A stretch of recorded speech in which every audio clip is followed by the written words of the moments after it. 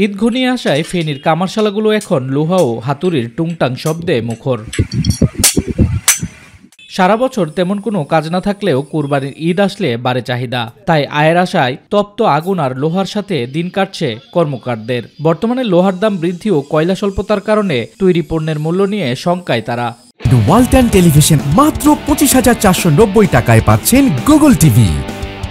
আমাদের কয়লার দাম বাড়তি, কারিগরের দাম বাড়তি, এখানে দোকানের যে সিকিউরিটি, দোকান ভাড়া, সবকিছু মিলিয়ে আমরা একটু পেরেশানির মধ্যে আছি। সারা বছরে বেকার, কোরবান আইলে 5-6 দিন কাজ থাকে, আর না হলে বেকার চলতে হয়। বছরে একবার ঈদ আসে, এই সময় আমরা কাজ করি, অন্য সময় আমরা বেকার বসে থাকি। বাপ-দাদারা এগুলো করে আছে, আমরা করি, কাস্টমারের তো কিছু চাইতে পারি না, বেশি দিতে দেও না। পশু জবাই সহ মাংস ও হাড্ডি কাটার জন্য প্রয়োজন হয় দা ছুরির, তাই লোকজন দা ছুরি বানাতে কিংবা শান দিতে দ্বারস্থ হচ্ছেন কামারদের দোকানে। তবে তারা বলছেন গেল বছরের তুলনায় এবার দাম কিছুটা বাড়তি। গরু জবাই কাটাছিড়া করার জন্য নতুন কিছু আমরা সরঞ্জাম কিনি এবং পুরাতন কিছু সরঞ্জাম আমরা আবার রিফারিং করার জন্য দিই। বাসায় কিছু পুরাতন কিছু দা ছুরি অন্যান্য যন্ত্রপাতি ছিল, এগুলি একটু ধার করার জন্য কামারের দোকানে আসছি। ছুরি, খাওয়ানো ছুরি, গোস্ত কাটার ছুরি, হাড় কাটার ধামা নিতে আসছিলাম। অন্যদিকে নতুন প্রজন্মের কিছু উদ্যোক্তা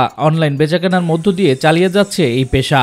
তবে কোরবানির সিজন আসলে বেচা বিক্রি কিছুটা বাড়ে বলছেন তারা। বাংলাদেশের অন্যান্য শিল্পগুলোর কাজকর্ম যদিও আধুনিকভাবে করা গেল, আমাদের এই কর্মকার শিল্পটা আমরা এখন আধুনিক প্রযুক্তিতে প্রোডাকশনে যাইতে পারতেছি না, কারণ আমাদের যে আধুনিক মেশিনপত্র সরঞ্জাম এগুলো আমরা বাংলাদেশে সোর্স করতে পারছি না। এবার ছোট আকারের প্রতিটি ছুরি বিক্রি হচ্ছে 200 থেকে 500 টাকা দরে, আর বড়গুলো বিক্রি হচ্ছে 800 থেকে 1000 টাকায়। এছাড়াও চাপাতি বিক্রি হচ্ছে 500 থেকে 800 টাকা দরে।